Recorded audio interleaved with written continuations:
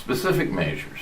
Number one, and I'm talking purely from the compliancy standpoint, the first thing we did was we had our shop basically inspected, just like through the eyes of an OSHA inspector. As a matter of fact, the individual went through our shop, was trained by OSHA. And so that's the first thing that happened. And while he was there, the first thing that he did was not go through our shop. Oddly enough, when you're thinking safety, you're thinking activity, safe out there. The first thing that he did was check our training records, of which we had a piece of paper here, a piece of paper there. Probably wouldn't have done too well if a real OSHA inspector had been there. He put together a manual. He asked for a safety training manual. Now I had manuals, probably 3 or 4 of them, that I'd purchased from other companies. Didn't know I was supposed to implement all of them or come up with all that information and develop our own safety training manual. But in OSHA's eyes, that's what you have to do.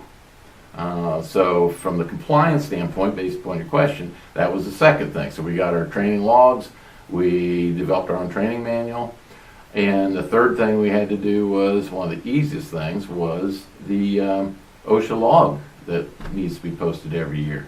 I can tell you with great assurance, before we started, and after years of working with trying to be safe and be compliant, which I didn't even know I had to be compliant, I didn't know we had to post some log on there. It really don't mean a whole bunch. All it is your safety record for the previous year. It's really easy to fill out, but it's kind of expensive if you don't have it, and the OSHA guy shows up. So that's the first steps we did to become OSHA compliant.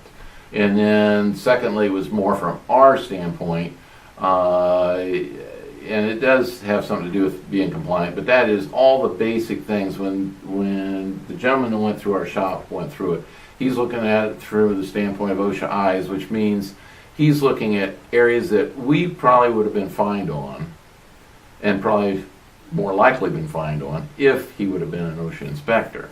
And there's a variety of things that he came through, the exits being marked and have an emergency exit plan. Super simple. We didn't have one. The fire situations, whether it be for exits on that or doors marked or what have you, fire extinguishers that being the obvious, electrical boxes, guards on things, clearances, floors cleaned in certain areas around the exit doors, and just a plethora of things, none of which was a big deal in our shop, but it would have been expensive had he not done that, and if he would have been the OSHA inspector.